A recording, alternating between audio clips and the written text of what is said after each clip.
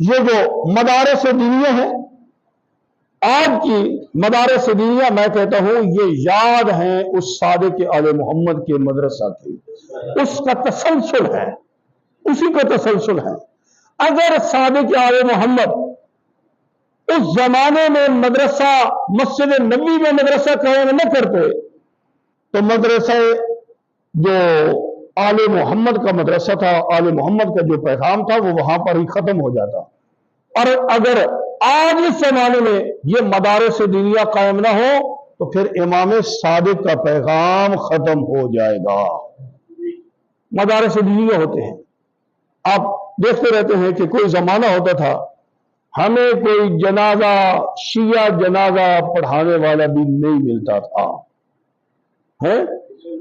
لیکن آج الحمدللہ ایک علماء کا سلسلہ موجود ہے، طلباء کا سلسلہ موجود ہے۔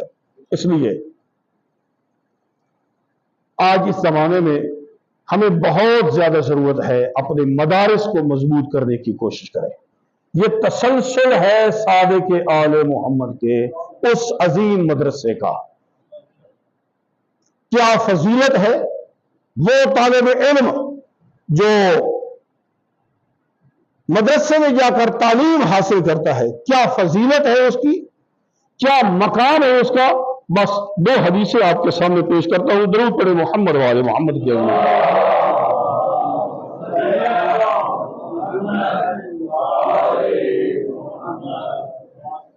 چھٹے امام ارشاد فرماتے ہیں کہ میرے نانا رسول خدا نے ارشاد فرمایا، من سلک طریقا یطلب فیہ علما سلک اللہ بہ طریقا الی الجنہ، جو شخص اپنے گھر سے نکلتا ہے کہ میں دین اسلام حاصل کروں، خالق کائنات اس کے مدرسے کو جنت بنا دیتا ہے۔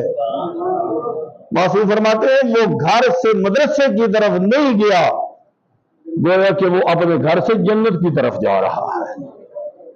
اللہ کے نبی ارشاد فرماتے ہیں گویا کہ وہ اپنے گھر سے جنت کی طرف جا رہا ہے۔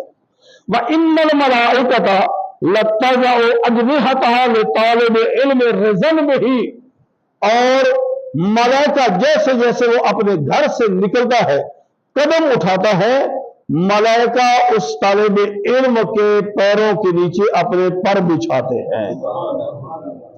وَأَنَّهُ يَسْتَغْفِرُ لِطَالِبِ الْعِلْمِ مَنْ فِي السَّمَاءِ وَمَنْ فِي الْأَرْضِ، اور جس وقت طالب علم اپنے گھر سے نکلتا ہے، جو کچھ زمینوں میں ہے اور جو کچھ آسمانوں میں ہے، تمام چیزیں اس کے لیے طلب استغفار کرتی ہیں۔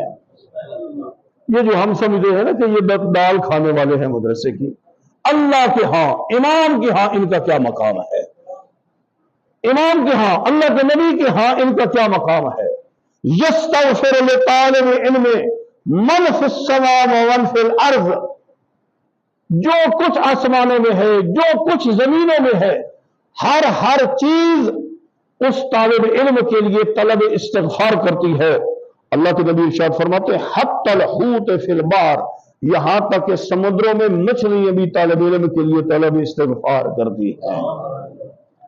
فضل العالم علی العابد، ایک عالم کی فضیلت عابد پر کتنی ہے، ایک عبادت گزار ہے، ایک عالم ہے، عالم کی فضیلت عابد پر کتنی ہے۔ کفضل القمر علی سائر النجوم لیلۃ البدر، اللہ کے نبی ارشاد فرماتے ہیں جس طرح 14ویں کے چاند کی فضیلت باقی ستاروں پر ہے، عالم کی فضیلت عابد پر ایسے ہی ہے۔ بہت سارے عبادت گزار ہوں، ان میں ایک عالم ہو، عالم ان میں ایسے ہے جس طرح 14ویں کا چاند ستاروں کے اندر ہوتا ہے۔